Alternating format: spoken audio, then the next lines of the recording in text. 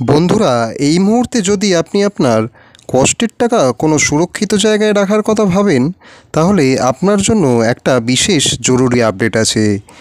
2025 সালে ভারতীয় reserve bank 3 ধাপে তাদের রেপো রেট কমিয়েছে। এখন এই মুহূর্তে তারা মোট রেপো রেট কমিয়েছে মোট 1%। আর এই পরিবর্তনের সরাসরি প্রভাব পড়ে গেছে এবার লোন এবং ফিক্সড ডিপোজিটের ওপর। বিশেষত এসবিআই ব্যাংক তাদের জনপ্রিয় অমৃত বৃষ্টি এফডি স্কিমের সুদের হার এবার কমিয়ে দিয়েছে। কিন্তু এবার প্রশ্ন হলো, এখন কোথায় রাখলে সবচেয়ে বেশি সুদ আপনি পাবেন? ভারতীয় রিজার্ভ ব্যাংক জুন মাসে 50 বেসিস পয়েন্ট বা 0.50% কমিয়ে রেপো রেট 1 বছরে মোট 1%-এ নামিয়ে এনেছে। এর ফলে বিভিন্ন ব্যাংক লোনের ইন্টারেস্ট কমিয়ে দিয়েছে, যা কিনা নতুন হোম লোন, কার লোন বা পার্সোনাল লোন নেওয়ার ক্ষেত্রে খুবই সুবিধাজনক হয়েছে। তবে শুধু এবার লোন নয়, রেপো রেট কমার প্রভাব পড়ে গেছে সেভিংস স্কিমের উপরেও। অগণিত ব্যাংক তাদের এফডি এবং অন্যান্য সঞ্চয় প্রকল্পের সুদের হার কমিয়ে দিয়েছে। এতদিন এসবিআইয়ের কাছে অমৃত বৃষ্টি নামে একটি 444 দিনের স্কিম ছিল। এই স্কিমটি ছিল এসবিআইয়ের স্পেশাল একটি ফিক্সড ডিপোজিট স্কিম।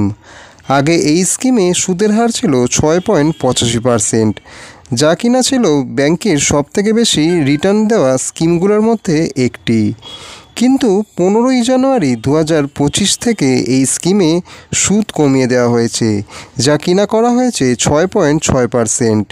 অর্থাৎ এখানে সুদ কমেছে প্রায় 25 বেসিস পয়েন্ট, যার মানে হলো 0.25%। তবে এই ব্যাপারে একটা বড় চমক আছে। অমৃত বৃষ্টি স্কিমে সুদ কমলেও রেগুলার এফডি স্কিমে কোনো পরিবর্তন করেনি এসবিআই। বর্তমানে এসবিআইয়ের রেগুলার স্কিমের মধ্যে সবচেয়ে বেশি সুদ পাওয়া যায় 2 বছরের বেশি এবং 3 বছরের কম সময়কালের জন্য, যা কিনা বছরে 6.70%। অর্থাৎ এখন অমৃত বৃষ্টি স্কিমের থেকে এই রেগুলার স্কিমেই আপনার বেশি লাভ হতে পারে। তো বন্ধুরা, আপনাদের কাছে এখন দুটোই রাস্তা আছে। যেহেতু নামি স্পেশাল স্কিমে কম সুদ নিয়ে আপনি নিরাপদে বিনিয়োগ করতে পারবেন, অথবা রেগুলার স্কিমে কিছুটা বেশি সুদ নিয়ে একটু বেশি দিনের জন্য টাকা রাখতে পারবেন। আপনি কোনটা বেছে নেবেন সেটা আপনার নিজস্ব ব্যাপার। অবশ্যই কমেন্টে আপনার মতামত জানান যে আপনাদের এই রেপো রেট কমার ফলে কতটা সুবিধা বা অসুবিধা হয়েছে।